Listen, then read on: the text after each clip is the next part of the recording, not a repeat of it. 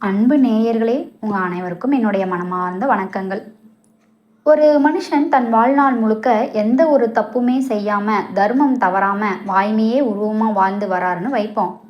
இந்த உலகத்தில் இருக்கிற எல்லா ஜீவராசிகளும் நல்லா இருக்கணும்னு பொது நலத்தையே தன்னோட மூச்சாக கொண்டு வாழ்கிறாரு. அப்படி இருந்தும் கூட ஏன் அவரோட வாழ்க்கையில் மட்டும் எப்பவுமே கஷ்டம்? ஏன் தீராத சோதனைகள் அவரை மட்டும் துரத்துது? அன்பு நேயர்களே, முதல்ல மனசார ஒன்று புரிஞ்சுக்கோங்க. இந்த மீனராசி அன்பர்களோட ஆழ் மனசுல ஒரு பெரிய வலி இருக்குங்க. வெளியே யாருக்குமே தெரியாத ஒரு பாரம் அங்க அப்படியே உறங்கி கிடக்கிறத என்னால பார்க்க முடியுது. ஆனா அதே சமயம் இவங்களோட அந்த அபாரமான புத்திசாலித்தனமும் மேதா விலாசமும் இருக்கே, நிஜமாவே வியக்க வைக்கும். இதை பத்தி கொஞ்சம் ஆழமா நுணுக்கமா அலாசி பார்த்துடலாமா? உண்மைதாங்க. பிரபஞ்சத்தோட மகா விதிகளுக்கு கட்டுப்பட்டு தர்மத்தோட வழியில மட்டும்தான் நடப்பேன் அப்படின்னு வைராக்கியமா இருக்கிற மீனராசி நேயர்களே, அணுவளவும் நேர்மை தவறாம வாழ்றதே ஒரு கொள்கையா வச்சிருக்கீங்க பாருங்க. உங்களோட இந்த தனித்துவமான ஆளுமை தான் உங்களை இந்த உலகத்துல மற்றவங்கிட்ட இருந்து ஒரு தனி இடத்துல உயர்த்தி பிடிக்குது. நண்பர்களே, நீங்க அநீதிக்கு ஒருபோதும் எந்த சூழலையும் துணை போறது கிடையாது. அது மட்டும் இல்லாம உங்களோட அந்த தன்னலமற்ற குணம் இருக்கு பாருங்க. நான் மட்டும் நல்லா இருக்கணும் அப்படிங்கிற அந்த சின்னத்தனமான நினைப்பை வேரோட அறுத்தெறிஞ்சது உன்னதமான ஆத்மாக்கள் நீங்க.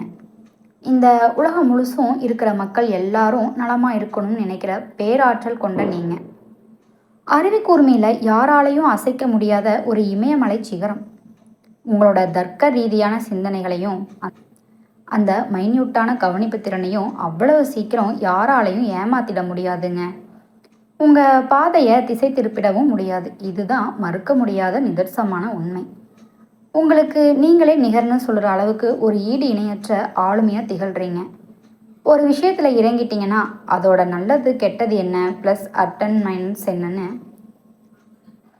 ஒருவேளை நீங்கள் எதையாவது இழக்க வேண்டிய ஒரு சுச்சுவேஷன் வந்தால் கூட அது உங்களோட சொந்த விருப்பமாக இருக்குமே தவிர வேறு எந்த ஒரு வெளி சக்தியாலும் உங்களை வீழ்த்திடவே முடியாதுங்க. அதுபோல் நீங்கள் எதை அடையணும்னு மனசில் ஒரு முறை சங்கல்பம் பண்ணிக்கிட்டீங்கன்னா அதை அடையிற வரைக்கும் தூக்கம் இல்லாமல் ஓயாத உழைப்பை தரக்கூடிய விடாமுயற்சி உங்ககிட்ட அபாரமாக இருக்குது. அது மட்டும் இல்லாமல் எந்த அந்தஸ்தில் இருக்கிறவங்க கூடயும் ரொம்ப ஈஸியாக பழகிடுவீங்க.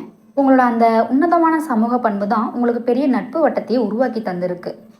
இத்தனை நற்குணங்களையும் அறிவு பொக்கிஷங்களையும் வச்சிருக்கிறவங்க கிட்ட நான் நலமா அப்படின்னு கேட்கும்போது உங்கள் இதயத்தோட ஆழத்தில் இருந்து ஒரு பெரிய பெருமூச்சு கிளம்புறத என்னால் தெளிவாக உணர முடியுதுங்க. என்ன சொல்ல வரீங்க? எங்களோட வாழ்க்கை பாதை கல்லும் முள்ளும் நிறைஞ்சதா இருக்கே. மற்றவங்க நல்லா இருக்கணும்னு நினைக்கிற இந்த விஸ்வரூப சிந்தனை எங்கள் ரத்தத்திலேயே ஊறிப்போன ஒன்று தான். ஆனால் ஒவ்வொரு விடியலும் ஏதோ ஒரு இனம் புரியாத சோகத்திலையும் கண்ணீரோடும் தான் எங்களோட நாட்களை கடத்திக்கிட்டு இருக்கோம். இதெல்லாம் தெரியாமல் எங்ககிட்ட நலமானு கேட்குறீங்களே அப்படின்னு நீங்கள் கேட்குற அந்த ஆதங்கமான மனக்குமரல் என் காதில் விழாமல் இல்லைங்க. வெளியே பார்க்க நீங்கள் ரொம்ப ஸ்ட்ராங்கானவங்களாக தெரியலாம். ஆனால் எல்லா போராட்டங்களையும் ஜெயிச்சு வந்த வீரர்களாக தெரியலாம். ஆனால் உங்களோட அந்தரங்கமான வேதனைகளும் யாருக்கும் தெரியாத நீங்கள் சிந்துற ஒவ்வொரு கண்ணீர் துளியும் நீங்கள் சுமந்துட்டு இருக்கிற பாரத்தை எனக்கு பறைச்சாற்றுது. நல்ல குணங்களே அடையாளமாக இருந்தும் காலம் ஏன் உங்களை இவ்வளவு சோதிக்கிறங்கிறது அந்த போராட்டமான கேள்வி தான். இப்போ உங்கள் மனசில் ஓடிட்டுருக்க அதை நான் 100% ஏற்றிக்கிறேங்க. மீனராசி நேயர்களே, உங்களோட தவிப்புகளையும் இவ்வளவு காலமாக நீங்கள் மனசுக்குள்ளே சுமந்துக்கிட்டு வந்த அந்த பாரங்களையும் ஒரு நிமிஷம் அப்படியே கீழே இறக்கி வைங்க. இந்த விஷுவம் உங்களுக்காக காத்துக்கிட்டு இருக்கிற அந்த பொற்காலத்தோட கதவுகளை கொஞ்சம் உத்து பாருங்க. இது வரைக்கும் உங்களை சூழ்ந்திருந்த இருள் மேகங்கள் மெதுவாக விலகி சூரியனோட ஒளிக்கீற்றுகள் உங்கள் வீட்டிலையும் மனசுலையும் பிரகாசமாக பாய தொடங்குற அற்புதமான தருணம் இது. நான் அடித்து சொல்லுவேங்க. ஆமாங்க, உங்களோட வாழ்வோட ஒவ்வொரு இடத்துலையும் படிஞ்சிருந்த துன்பக்கரைகள் எல்லாம் அப்படியே பனித்துளி போல கரைஞ்சு மறைஞ்சு போகிறத நீங்கள் கண் முன்னாலே பார்க்க போகிறீங்க. அந்த பாக்கியம் உங்களுக்கு கிடைக்க போகுது. உங்கள் ஆள் மனசில் ரொம்ப காலமாக உறைஞ்சு கிடந்த ஆசைகளும் எட்டா கனவாக தெரிஞ்ச லட்சியங்களும் இனிமேல் நனவாகி உங்கள் கை தேடி வந்து சேரப்போகிற அற்புதம் நடக்க போகுது. ஃபிசிக்கலாக மென்டலாக நீங்கள் பட்ட கஷ்டங்கள் எல்லாம் இனி விடை பெற்றிருக்கும். ஒரு புத்துணர்ச்சியான ஹெல்த்தியான லைஃப் ஸ்டைல் உங்களை அரவணைச்சதுக்கும் இதில் சந்தேகமே கிடையாதுங்க. கல்யாண பேச்சுக்கள் கை கூடாமல் ஏதோ ஒரு காரணத்தினால தடைப்பட்டு நின்ன கன்னி பெண்களும் சரி, காளைகளுக்கும் சரி, அவங்க குணத்துக்கு ஏற்ற மாதிரி மனசுக்கு பிடிச்ச வாழ்க்கை துணை தானாகவே தேடி வரும். அந்த மங்கள நிகழ்வு இனிதே நடக்க போகிற யோகம் கனிஞ்சு வருதுங்க. குழந்தை பாக்கியம் இல்லாமல் ஏங்குற தம்பதியினருக்கு அந்த இறைவனோட அருளால் வீட்டில் மலை சத்தம் ஒலிக்க போகுதுங்க. இது வெறும் வார்த்தைகள் இல்லைங்க. உங்கள் கர்ம வினைகள் எல்லாம் தீர்ந்து புண்ணிய பலன்கள் கனியுற காலம் இது. அது மட்டும் இல்லாமல் முன்னோர்கள் சொத்துல இருந்த சிக்கல்கள், லீகல் இஷ்யூஸ், உறவினருக்குள்ள இருந்த மனக்கசுப்புகள் எல்லாம் ஒரு முடிவுக்கு வரப்போகுது. உங்களுக்கு சேர வேண்டிய அந்த பூர்வீக பலன்கள் எந்த தடையும் இல்லாமல் உங்கள் கைக்கு வந்து சேரும். படித்து முடிச்சுட்டு வேலை இல்லாமல் இயங்கிக்கிட்டு இருந்த யூத்களுக்கு அவங்க உழைப்பிற்கு ஏற்ற மாதிரி சூப்பரான வேலை வாய்ப்புகள் தேடி வரப்போகுதுங்க. இந்த தொகுப்பு முழுக்க மீன ராசியில் பிறந்தவங்களோட வாழ்க்கையை மையமாக கொண்டு அவங்க சந்திக்க போகிற சவால்களையும் அதை எப்படி உடைச்செறிஞ்சு ஜெயிக்கிறத ரகசியத்தையும் விரிவாக அலாச போகுது. இப்போ இருக்கிற காலத்தில் எங்கே திரும்பினாலும் நெகட்டிவ் நியூஸ் தான் அதிகமாக இருக்குது. மனசை கஷ்டப்படுத்துகிற விஷயங்கள் தான் மேலோங்கி நிற்குது. இப்படிப்பட்ட ஒரு டைமில் நன்மைகள் நம்பிக்கையும் கிடைக்கிறது ரொம்ப அபூர்வமாக போயிடுச்சுங்க. இத்தகைய இருள் சூழ்ந்த உலகத்தில் நம்ம இந்த உரையாடல் உங்கள் வாழ்க்கையில் ஒரு பெரிய ஒளிவிளக்காக இருக்கும்.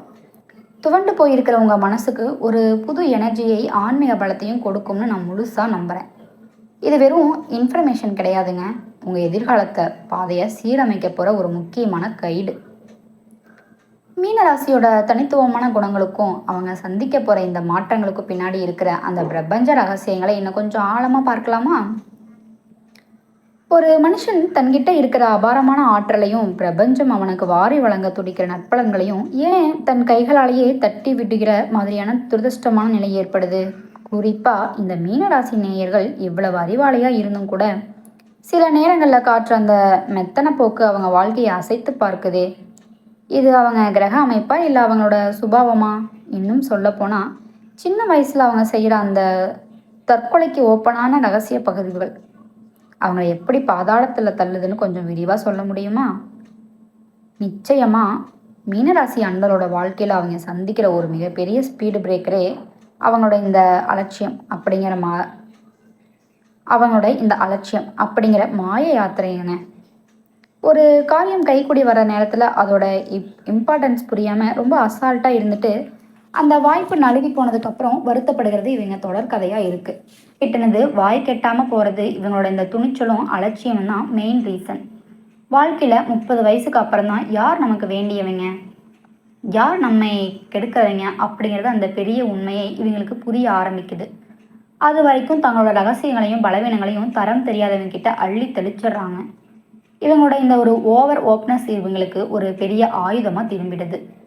யாரையும் ரொம்ப ஈஸியாக நம்பி முக்கியமான பொறுப்புகளை தகுதியற்றவங்க கிட்ட ஒப்படைக்கிறதுனால இவங்களோட நிம்மதியை தாங்களே கெடுத்துக்கிறாங்க. அமைதி, இதுதான் மீன ராசிக்காரோட ஆன்மாவோட மொழியாக இருக்கணும். ஆர்ப்பரிக்கிற அலைகள் மாதிரி கோவப்படுறதோ இல்லை வீணான விவாதங்களோ உங்கள் ஆளுமைக்கு செட்டே ஆகாதுங்க. எந்த போர் போன்ற சூழலையும் உங்களோட அந்த அமைதியான முகம், நிதானமான வார்த்தைகளும் எதிரில் இருக்கிறவங்களோட ஆக்ரோஷத்தை குறைக்கிறத பவர் கொண்டதாக இருக்கணும். உங்களோட அந்த அமைதியான முகமும் நிதானமான வார்த்தைகளும் எதிரில் இருக்கிறவங்களோட ஆக்ரோஷத்தை குறைக்கிற பவர் கொண்டதாக இருக்கணும். உங்கள் முன்னாடி எந்த கோபமும் சாந்தமாக மாறணும். அதுதான் உங்கள் ராசியோட தர்மம். ஆனால் இப்போ இருக்கிற சனி கிரகத்தோட ஆதிக்கம் உங்கள் உடம்புலையும் மனசுலையும் சில சங்கடங்களை தரலாம். ஒரு விதமான இனம் புரியாத பயம், காரிய தடைகள் ஒரு சுவர் மாதிரி வந்து நிற்கலாம். எந்த ஒரு நல்ல காரியத்தை ஆரம்பிக்க போகும்போதும் நெகட்டிவ் தாட்ஸ் உங்களை சிறைப்பிடிக்க பார்க்கும். இந்த நேரத்தில் நீங்கள் காட்ட வேண்டியது பயம் கிடையாது, அசைக்க முடியாத தன்னம்பிக்கை மட்டும்தாங்க. பயங்கிறது உங்கள் முன்னேற்ற பாதையில் விரிக்கப்பட்ட ஒரு வலை. அது உங்கள் சிந்தனையை முழுங்கடிச்சு பதற்றத்தை உண்டாக்கும் ஒரு நச்சு விதை. இந்த மாயத்திரையை கிழிச்சு எரியணும்னா நீங்கள் டெய்லியும் லைஃப்பில் சில கட்டுப்பாடுகளை கொண்டு வரணும். உடம்பை சீராக வச்சுக்க முறையான எக்ஸசைஸ் பண்ணுங்கள். அதுபோல் மனசை ஒருநிலைப்படுத்த தியானம் அப்படிங்கிற கலையை நீங்கள் கற்றுக்கணும்.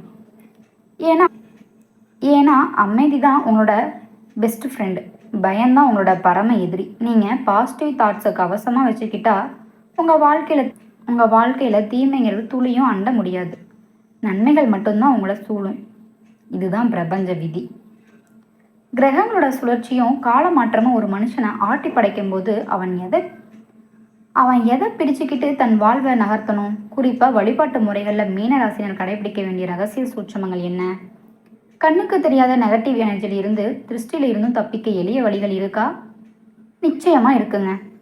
பிரபஞ்சத்தில் இருக்கிற பிரபஞ்சத்தில் இருக்கிற நவகிரகங்கள் அப்பப்போ தங்களோட நிலையை மாற்றிக்கிட்டே தான் இருக்கும். அவை ஒவ்வொன்றும் ஒவ்வொரு விதமாக கர்ம வினைகளை தந்து நம்மை பக்குவப்படுத்தும்.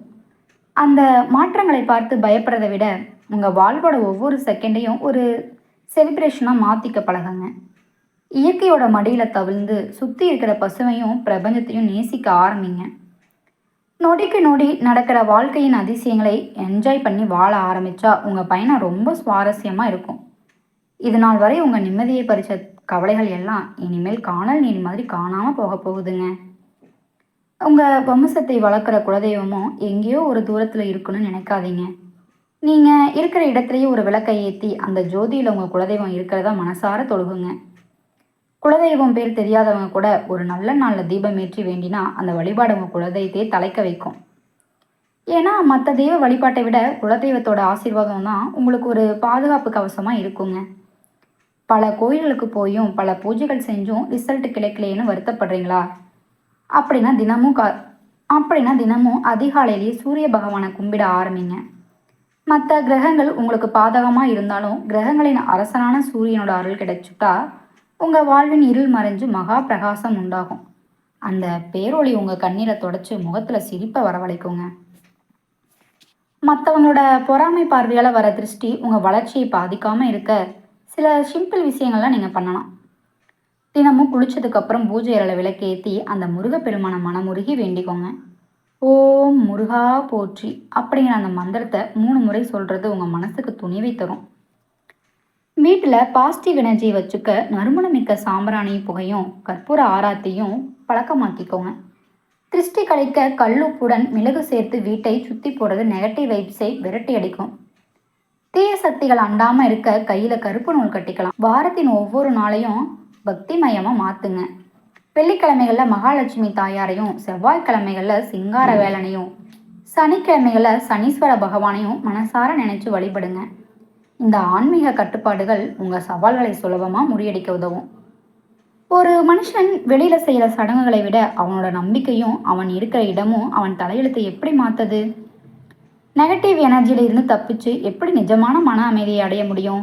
இந்த உரையாடலோட கடைசியில் உண்மையான செல்வம்னா என்னங்கிறத பற்றி உங்கள் விளக்கத்தை சொல்ல முடியுமா?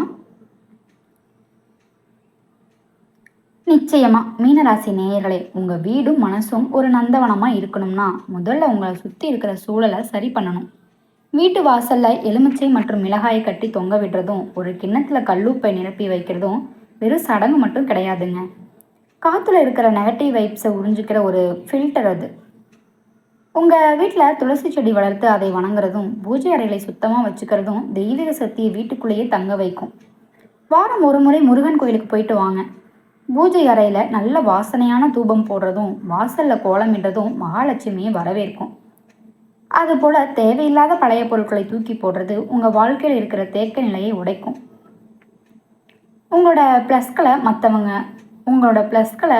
கிட்ட அளவுக்கு அதிகமாக சொல்லாதீங்க. முக்கியமான பிளான்கள் முடிவுக்கு வர வரைக்கும் ஷேர் பண்ணாதீங்க. நெகட்டிவ் ஆட்கள் கிட்ட இருந்து விலகியே இருங்க. மௌனமாக இருக்கிறது உங்கள் மன ஆற்றலை சேமிக்கும். டெய்லியும் தியானம் பண்ணுங்க. அது உங்கள் முகத்தில் ஒரு தேஜஸ்தை கொடுக்கும். எப்பவும் சிரிச்ச முகத்தோடு இருங்க. கோபத்தை குறைங்க. அது ஸ்ட்ரெஸ்ஸை வேரோட பிடுங்கி எரியும். வாரம் ஒரு முறை கல்லுப்பை கலந்த தண்ணியில் குளிக்கிறது உடம்புல இருக்கிற திஷ்டியை நீக்குங்க. நல்ல வார்த்தைகளையே பேசுங்க. மற்றவங்களுக்கு நல்லது பண்ணுங்க. வாழ்க்கையில் நடக்கிற ஒவ்வொரு சின்ன மாற்றத்துக்கும் பிரபஞ்சத்துக்கு தேங்க்ஸ் சொல்லுங்க. இயற்கையோட சேர்ந்து வாழ்கிறது உங்கள் ஆன்மாவுக்கு பலத்தை தருங்க. உங்களை மதிக்காம கிட்ட இருந்து தள்ளியே இருங்க. எந்த தீய சக்தியும் என் நம்பிக்கையை உடைக்க முடியாதது அப்படிங்கிற மன உறுதி இருந்தால் எந்த மாயையும் உங்களை நெருங்க பயப்படும். கடைசியாக ஒரு பெரிய உண்மை. இந்த உலகத்தில் யார் நிஜமான கோடீஸ்வரன் தெரியுமா? கோடிக்கணக்கான பணம் வச்சிருக்கிறவனே அருமையான சாப்பாடு சாப்பிட்றவனோ இல்லை பவரில் இருக்கிறவனோ உண்மையான பணக்காரன் கிடையாதுங்க. எந்த ஒரு நோயும் இல்லாமல் மனக்கவலை இல்லாமல் ராத்திரி பெட்டில் படுத்த உடனே நிம்மதியான தூக்கத்தை பெறுறவன் எவனோ அவனோ இந்த பிரபஞ்சத்தின் மிகப்பெரிய கோடீஸ்வரன். அத்தகைய நிம்மதியான ஆரோக்கியமான வாழ்க்கை உங்களுக்கு கிடைக்க போகுது. அந்த யோகமான காலம் இந்த மாதத்துல இருந்து ஸ்டார்ட் ஆகுது. இனிமேல் உங்கள் வாழ்க்கையில் கண்ணீர்ங்கிற வார்த்தைக்கோ கவலைங்கிற உணர்வுக்கோ இடமே இல்லைங்க. கஷ்டமான காலங்கள் முடிஞ்சு வசந்த காலம் உங்கள் வீட்டு வாசலில் வந்து நிற்குது. இது வரைக்கும் நீங்கள் பட்ட கஷ்டம் எல்லாம் பனி போல விலகி போகுது. மனநிறைவோட நீண்ட ஆயுளோட வாழ போறீங்க.